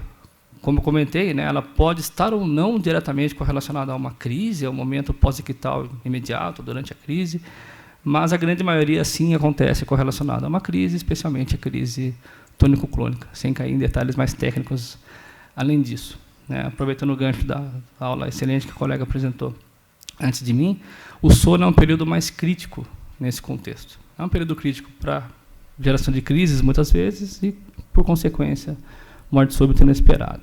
Usualmente durante a noite, e frequentemente se encontra, né, o indivíduo, infelizmente, sozinho, né, no momento em que acontece, né, o SUDEP, momentos depois. E, geralmente, em posição prona. Eu trouxe esse gráfico um pouco mais, a imagem um pouco mais fácil de absorver, né? Existem diversos estudos, claro que isso varia, né, em termos de frequência, mas a gente sabe que a maioria das crises, a maioria das SUDEPs, perdão, acontecem correlacionadas com crises noturnas. Tá? Muito frequentemente são não testemunhadas e a gente encontra a pessoa com epilepsia em posição prona. É o relato que a família traz. Tá? Também com uma grande frequência aqui. Tá? Então, claro, só para pontuar mais para para conhecimento geral, né, o que acontece na SUDEP, né, é algo que, por exemplo, a Aline investiga muito já em modelo animal, pesquisa translacional, né, e a gente considera, né, alterações como supressão respiratória pós-ictal, correlacionadas a uma apneia central prolongada, disfunção central ali de centros respiratórios, que vêm combinadas, né, com desautonomia, com disfunção cardiorrespiratória, é assim que eu costumo comentar, geralmente, com as famílias no consultório, né, e até para alunos de graduação, muitas vezes. Né. A gente sabe que existe uma diminuição do débito cardíaco, com instabilidade autonômica, e também a falha no despertar, né, a falha no arousal, quando a gente lê na literatura estrangeira, que também pode ter correlação com alterações, né, com falhas de interpretação de receptores bioquímicos, por exemplo. Isso pode favorecer menor resposta à hipercapnia, hipoxemia, né, mesmo em contexto de alterações críticas de saturação. Tá? Claro que isso é muito mais complexo, né? A gente sabe que existem muitos mecanismos por trás. O pessoal comenta da via da morte, né, que correlaciona a disfunção cerebral, tronco cefálico e função cardiorrespiratória, mas não é exatamente a minha proposta para hoje, para essa apresentação. Tá? Então, a gente sabe que existe essa correlação, então, como eu já comentei, aproveitando também o gancho prévio, né, de características do sono, alterações, né, características fisiológicas do sono, que em um indivíduo predisposto a ter crises pode se combinar com os fatores, né, se correlacionar com os fatores que acabam gerando a SUDEP. Então, isso é só um infográfico de um artigo mais específico, demonstrando alterações, né, alterações serotoninérgicas, alterações de adenosina, e assim vai, que acabam culminando no final da cadeia em morte súbita inesperada. Alguns fatores de risco, né, que a gente encontra na literatura, quando se encontra informações mais robustas, né, crises tônico-clônicas. Então, ter ou não crises tônico-clônicas interfere no risco. O número de crises dentro de um certo ano avaliado aumenta também o risco em 3, 5, às vezes 14 vezes, a depender do número de crises naquele ano. Tá? As crises de difícil controle, com certeza, são fatores importantes. Crises que acontecem predominantemente no período noturno e baixa adesão medicamentosa, que é um problema global que nós temos, né, em termos de acompanhamento. Infelizmente, na rede pública, a gente tem um follow-up ali muito, picotado. Né? O ideal seria ver o paciente a cada mês, um mês e meio, volta a cada 6 meses no ambulatório acadêmico. Né, isso é muito complicado. Politerapia, que é uma realidade, com certeza, em epilepsia farmacoresistente, uma realidade em epilepsias raras. Né?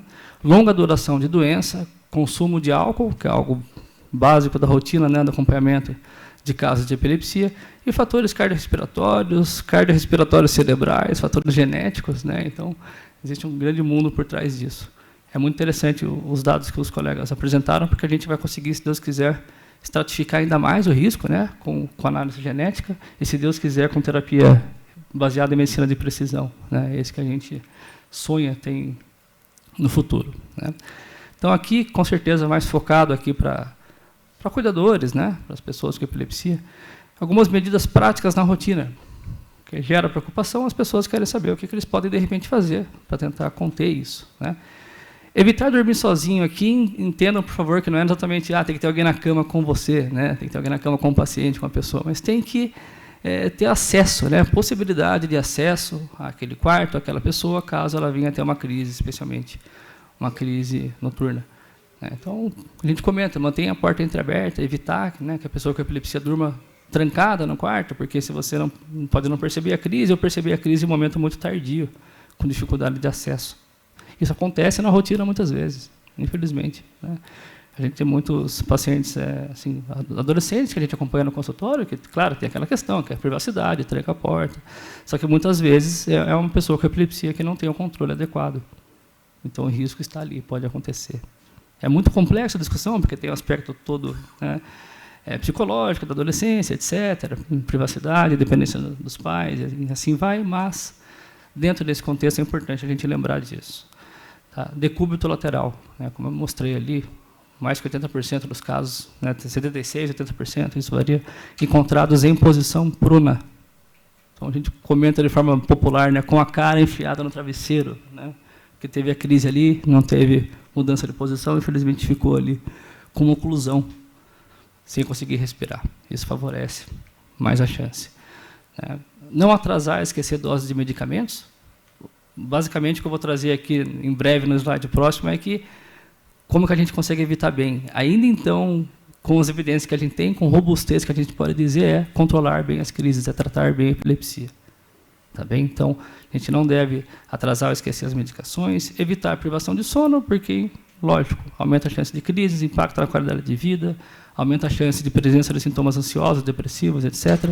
E aqui também, isso pode favorecer aqueles mecanismos sobrepostos que a gente comentou, de sono e SUDEP. Né? Então, sono regular é extremamente importante. E evitar consumo de álcool, drogas ilícitas, etc. Mas, né, focando de novo aqui, o controle de crises é importantíssimo.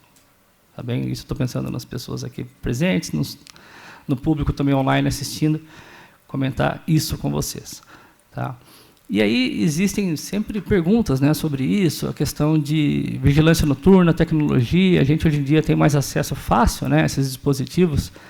De repente, smartwatches, né, assim, aparelhos que ajudem a detectar movimentações, saturação de oxigênio, por exemplo. Existem até camas inteligentes hoje em dia que ajudam a detectar movimentos durante o sono, né? Então, isso, de repente, em um contexto de crise, pode auxiliar. Câmeras noturnas, babá eletrônica. Para quê? Para que a família possa abordar a pessoa com epilepsia em um contexto de crise. Porque muitas vezes a gente sabe que, né, acontece de a pessoa ser encontrada sozinha, ela teve a crise, teve alteração pós-ictal e ficou ali sem assistência. Isso talvez pudesse ter recebido alguma certa interferência e, com isso, mitigado o risco, né, de morte súbita. Então, o que a gente supõe é que elas aumentam a chance de intervenção precoce e diminuem o tempo de apneia não percebida. Infelizmente, né, isso é uma questão global em SUDEP, existe uma limitação metodológica muito importante aqui. É uma condição bastante rara, estabelecer um desenho de um estudo, né, é muito complexo nessas situações. Então, a gente considera que, sim, talvez possa auxiliar quando a gente estuda os mecanismos e o que acontece por trás do SUDEP. Mas, infelizmente, dizer que existe uma robustez, com estudos muito, muito robustos mostrando que isso pode ajudar, não seria a realidade. Mas a gente infere que sim. Tá? E em uma situação grave como essa, a gente quer fazer tudo o que pode para tentar reduzir. Mas, ainda assim, o que a gente tem de evidência mais robusta, controle de crises, sono regular. Tudo que vem em volta disso. Tá? Mas esse é o grande eixo. Então, são medidas efetivas. Tá? Então, aqui, só para pontuar no final, lembrar, né, o que é necessário. A gente deve abordar a crise epiléptica. Quando a gente tem alguns estudos, né, como, por exemplo, monitorização com vídeo EEG, a gente vê que a supressão pós-ictal generalizada mais prolongada, né, pode se correlacionar com maior risco. E existe discussão sobre estímulo da pessoa com epilepsia. Talvez estimular, no momento pós-ictal ali, aumente a chance de o cérebro se restabelecer a função dele, reduzir aquela questão da falha de arousal, né? Assim, então, isso é muito importante. Mas estimular como? É uma pergunta que eu já recebi no consultório. Estimular como? Não é jogar água no rosto, não é nada disso. É coisa que as pessoas aqui já são envolvidas com o tema, a gente sabe que isso não deve ser feito, né, em abordagem de crise, muito menos aqui nesse contexto. A questão é estimular, chamar a pessoa, tocar ela, tentar fazer com que ela tenha alguma volta ali para o ambiente. Vocês concordam que seria completamente diferente de alguém que teve uma crise sozinha, né, de repente até com, infelizmente, posição prona, né, não teve contato algum, veio o estado pós-ictal, vieram as alterações e nada mais acontece. Isso favorece, talvez, a chance. Então, estabelecer o contato, abordar a crise, com tudo que a gente preconiza ali, com o protocolo Calma, por exemplo, né, e estimular no pós-ictal. Existe uma suspeita muito grande de que isso possa ajudar. Tá bem? Então, como comentei, arroz com feijão bem feito. Né? Trabalhar sobre fatores que ajudem a controlar as crises vai te ajudar a controlar o risco de SUDEP. Isso envolve tratamento medicamentoso, tratamento cirúrgico, neuromodulação, o que for possível, se Deus quiser, terapia de medicina de precisão no futuro próximo. A gente reza muito por isso. Né? Então, controle de crises igual a maior proteção contra a SUDEP. Atenção ainda maior com as crises noturnas. Não é que só elas são importantes, mas elas têm um risco maior aqui nesse contexto. E supervisão e estímulos pós-ictais podem reduzir o risco. A gente infere que sim, quando a gente estuda os mecanismos mais a fundo. Okay? Seria algo simples assim para hoje. Né?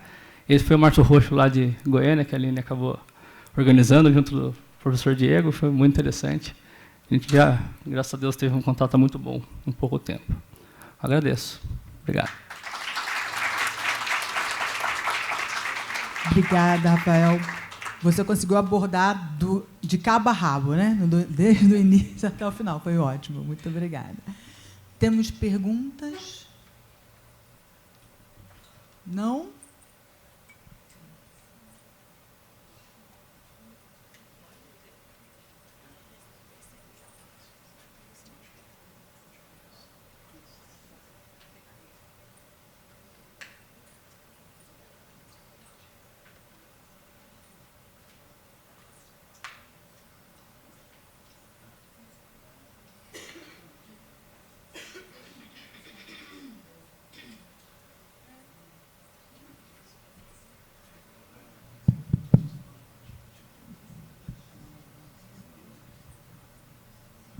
Pessoal, vou pedir só, por favor, que quem tiver pergunta que faça por escrito no caderninho e entregue para mim.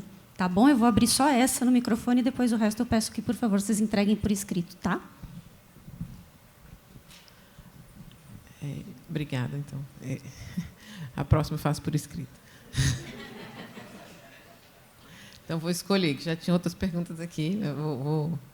Eu vou contar que a pergunta da colega aqui é quanto por cento de SUDEP, se há alguma estatística nesse sentido. Mas a minha pergunta vai para a doutora Catherine Timothy, e sobre CACNA1, porque fiquei muito curiosa e muito parabéns. Né?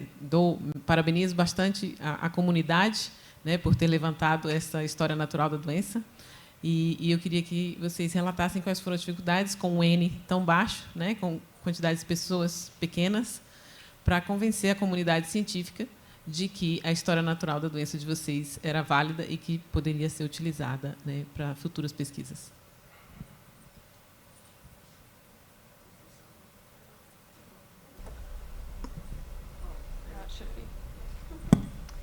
Thank you. Obrigada. Nós temos famílias muito ativas dentro do nosso grupo, por causa do risco de SUDEP. Eles morrem de medo, né, de depois que põe as crianças para dormir, que os filhos não vão acordar. Muitas dessas questões acontecem cedo de manhã, conforme o colega acabou de mencionar. E dos nossos pesquisadores existem sugestões, e eu vou falar sobre isso em breve, mas que as crianças estão morrendo de SUDEP em epilepsia. Isso apareceu nos últimos 6 meses, que provavelmente é isso que tem acontecido. Nós temos pesquisadores maravilhosos, a Ivy é uma delas, a doutora Ivy, que apresentou aqui. E ela realmente fala sobre o que a gente deve fazer ou o que a gente pode fazer com relação a medicamentos. Nós temos que ter muito cuidado, justamente pelo aspecto cardíaco. Agora a gente tem que ter cuidado por causa da hipoglicemia e seus aspectos. A gente tem um laboratório excelente na Universidade de Cornell. E estamos fazendo estudos de síndrome de Timothy em camundongos e utilizando esse modelo para entender especificamente quais são as questões. O último estudo que saiu desse laboratório foi sobre hipoglicemia. E mesmo os endocrinologistas presumem que se os pacientes têm hipoglicemia, deve ser um problema de células beta. Então, eles têm tratado isso dessa forma. Infelizmente, por conta desses estudos com camundongos, a gente sabe que não é uma questão de célula beta. Não é um tipo comum de hipoglicemia. Na verdade, ela vem de uma área bastante específica e eu não me lembro agora do nome. Mas fica no hipotálamo. Você tem aquela tríade do hipotálamo, a tireoide e as adrenais. Todas são afetadas na síndrome de Timothy. E por causa dos últimos 2 óbitos que tivemos nos últimos 6 meses, os 2 foram mortes associadas à hipoglicemia, que levou à parada cardíaca. Porque existiu aquela transição que virou um comprometimento cardíaco. Então, eu acho que, no fim das contas, todas as SUDEPs acontecem pela parada cardíaca, mas eu espero que a gente consiga prevenir questões que aí não deixe que a gente chegue na parada cardíaca. E o que vocês fizeram para nos ajudar, para me ajudar até a pensar sobre isso, e para Júlia também, que fez, né, toda essa preparação para a gente chegar até aqui,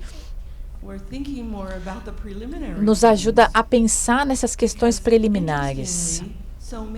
Porque é muito interessante que a gente agora reconhece questões que a gente associa com a epilepsia.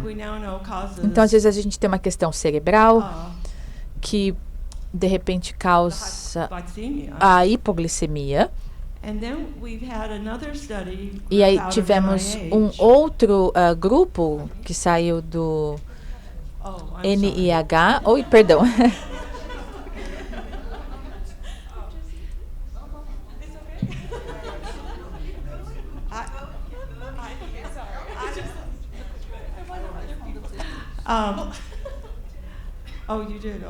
Ah, tá. Tá certo. Você conseguiu. Vamos lá, pode ler.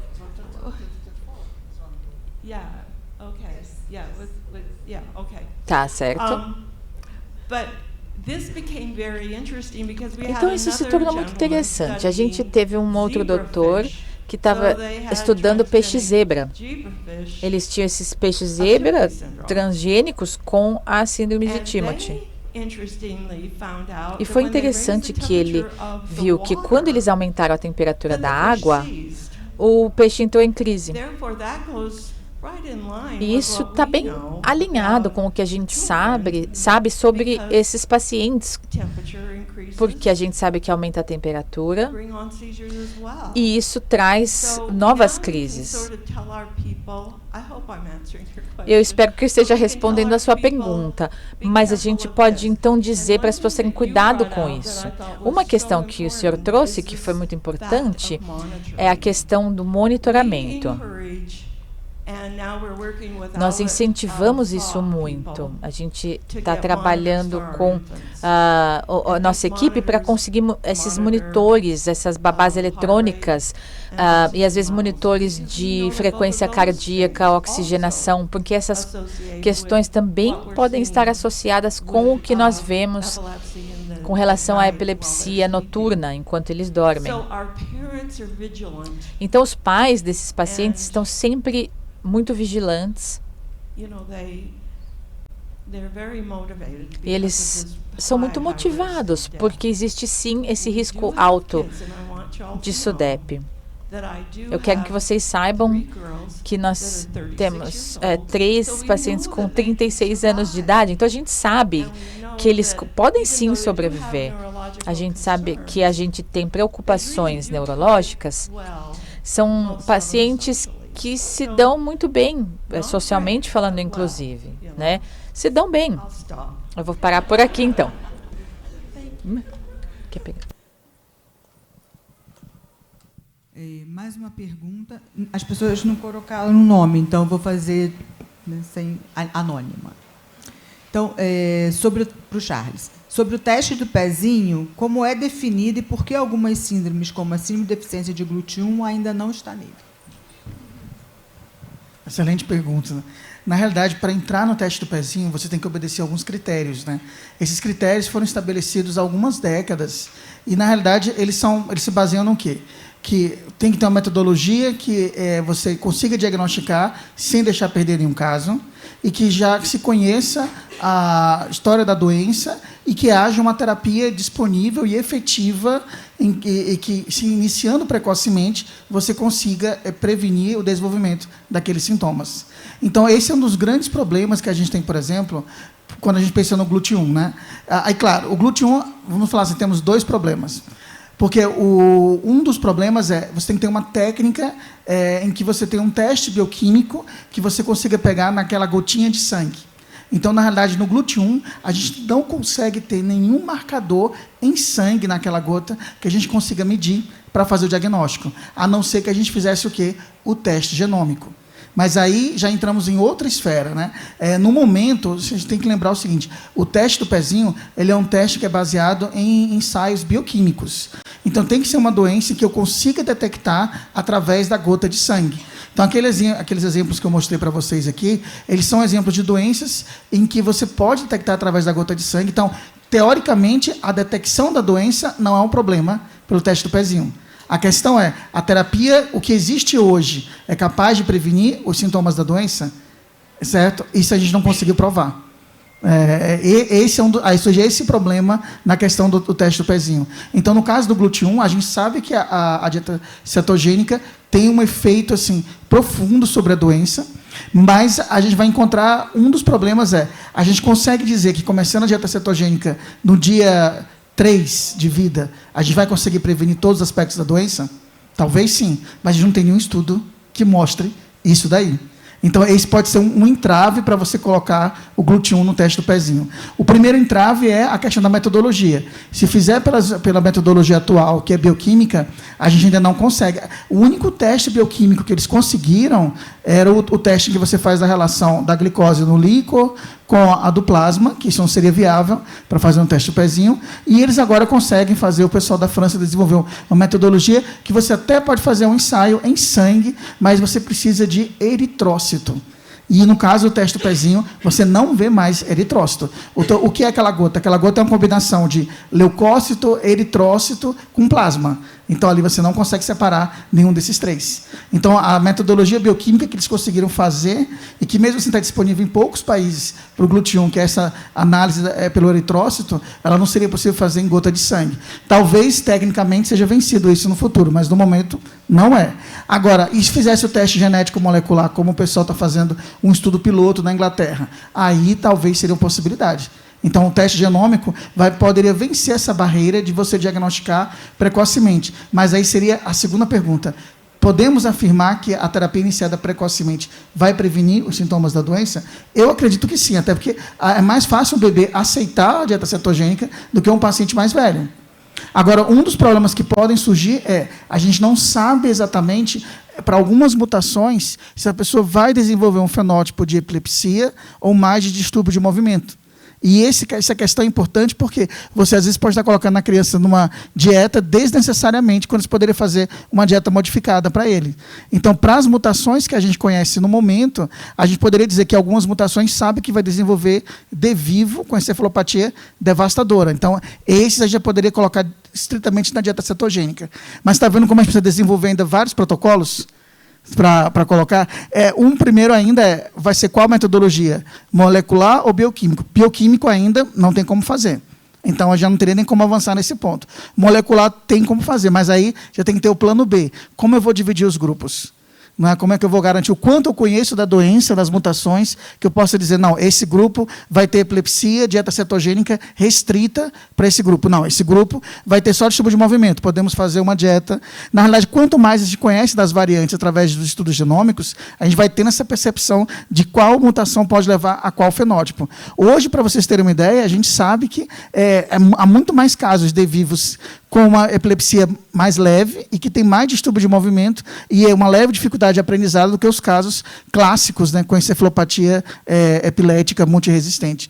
Então, isso é um ponto também que a gente precisa aprender. Eu acho que a tendência vai ser de combinar os dois testes. Fazer o bioquímico e o genômico em 2 tempos. Né? Então, o bioquímico ele sai mais rápido. O bioquímico você tem uma resposta em 2 dias. O genômico pode demorar um pouquinho mais, mas aí você pode associando um com o outro. Agora, a questão é, será que eles vão fazer a introdução de uma metodologia bioquímica que eu consiga diagnosticar? Esse estudo da Inglaterra está sendo interessante, e até polêmico, porque muitas doenças potencialmente tratáveis, eles não estão colocando como resultado para a família. Então, por exemplo, eles estão fazendo um genoma completo do bebê, mas, por exemplo, do Duchenne, eles não estão dando resultado. Porque ainda não há uma terapia que possa prevenir a doença, mas existem várias terapias que podem conter a doença. Mas, para eles, isso não era o suficiente para ser colocado no teste genômico deles. Então, o que eu achei um erro, porque isso poderia ajudar várias crianças e várias famílias por ser uma doença hereditária. Então, ainda vai ter essa questão de critérios também. Talvez, por esse teste, a gente vá saber quantos por cento poderiam ter de vivo mutação no GLUT1 que poderia ser encontrado pelo teste genômico. Até vai nos dar uma ideia real de incidência nesse mundo. Mas vocês entendem como é complicado? Então, tem que ter, pelo menos, esses dois grandes critérios. Uma metodologia viável, que não deixe perder nenhum caso, porque o grande problema do teste do pezinho não é o falso positivo, porque depois você pode dizer que não foi um erro, ele não tem a doença. É o falso negativo, é você deixar de diagnosticar, porque você vai deixar de tratar. E, claro, você ter a ideia de que o tratamento realmente vai ser efetivo, antes dos sintomas começarem. A gente aqui, né, puxa uma pena, sai uma galinha, porque eu tenho aqui várias perguntas na minha cabeça. Não posso fazer nenhuma, porque eu tenho que passar para o que está escrito aqui. Vamos lá. Para a Mariana. A importância de incluir biomarcadores de perda neuronal ou de neuroinflamação na caracterização dos distúrbios do sono e epilepsia. Esse foi o Ricardo e a Simone. E como melhorar a acurácia da assinatura molecular.